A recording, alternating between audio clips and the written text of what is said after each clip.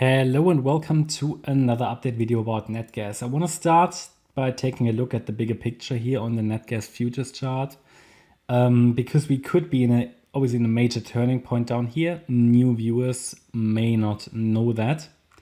The idea is that a larger wave one peaked here around $10 a year ago, in June 22. We were then looking at this 1 year long correction, or we've been looking at this correction for the last 12 months, have been quite bearish throughout 2022 and 2023 until we hit here this range, which is really, really painful and could indicate a bottoming process. However, we need to be careful not to call a bottom too early and a lasting low, because if the assumption was correct that a lasting low was already in here, which was in April, then it would look like that. And we would have had a very, very shallow wave 4. Now, not a problem, but still rather unlikely. And obviously I'm looking at this as an A wave, a B wave, and the C wave to the downside. There is another wave count, but also in this alternative wave count, this fourth wave would be very short. If we look at how deep or how much did this wave 4 actually pull back. So let's look at the standard retracements for this wave 4. And normally, let's pick the other one here. I mean, at least 315 would have been desirable. The 23.6 Fibonacci retracement, it didn't even reach that. So that is also the minimum I would expect now on the way up here. If the wave 4 is still ongoing, we take a look at that in a minute. But it was very, very shallow. That's the bottom line. Therefore, I still find it very likely, and we've been talking about that, I think for a couple of months now, that this here could be just a larger wave 4 and we get one more low in a wave 5 later. Okay, just a bit later. Not guaranteed. It really depends on after this impulse or diagonal structure which is unfolding to the upside. If in the pullback that happens afterwards, we will get a higher low or not. So whenever we finish this structure to the upside, which I'm going to focus on, as long as we're holding our make or break point down here at 214, because as long as we're holding that, the short-term focus can be on higher, since we've been making higher highs and higher lows.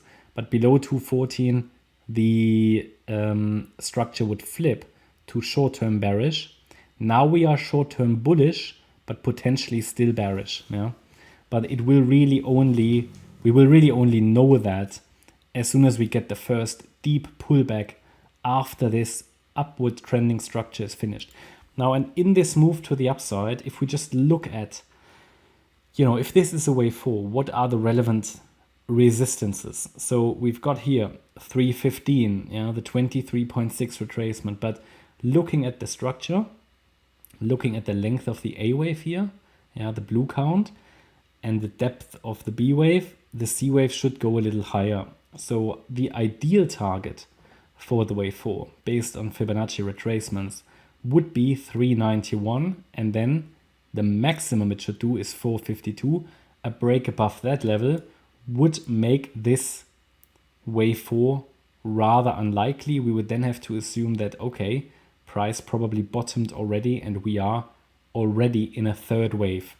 So, you need to consider that if you make any decisions here, that of course the low could already be in. Bear in mind, price dropped like 70 or 80% of the 2022 high.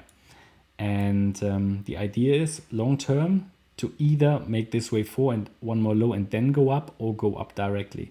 But at the moment, because this wave 4, if it was already in, it would be very short. I assume we are now still in the fourth wave. It really depends on how high we go in the wave 4, and it will depend on the pullback that happens afterwards. So we are going to focus on that. But this story is currently being written, so there's no way of saying which one it is.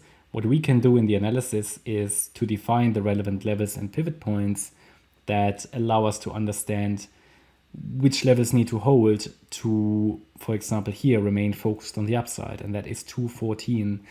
As long as that is holding, we should work our way higher. And at the moment, it doesn't really matter if it is the third wave to the upside, which would be bullish, or if it is only here a fourth wave. The idea is at the moment to go higher against 214. Next major resistance is the A wave high at around $3. And then we should look at these Fibonacci retracements, which will provide some resistance around 315, 391, and 452. Yeah, is there anything else? I don't think so. It's just a very choppy price action down here, but it looks like we are pushing a little higher. The idea of the subdivisions, how that could unfold, I think we talked about that yesterday. I'm looking at this as a diagonal. So in the more, let's say, more bearish scenario, this is an ending diagonal in which each of the subwaves is a three-wave structure. So that means we completed a wave 1 in 3 waves. This is a wave 2. We're now moving higher in a third wave, which would be an ABC structure. Maybe comes down a little lower and then goes up, but as long as it's holding 229, I'm happy, okay? So it doesn't need to go down that low, but as long as this support is holding, we can directly push higher. Below 229, it will be more likely to break 214, but the make or break point really is 214. So, and then we could rally higher in a C wave of wave 3, then we should get a wave 4, and then a wave 5, which should also be a 3-wave move. Or if it's more bullish, then it would be a leading diagonal, which then should be followed by a deeper pullback in a so-called wave 2. But again, we will be able to define the support area for that one after this high is in, after this top is in.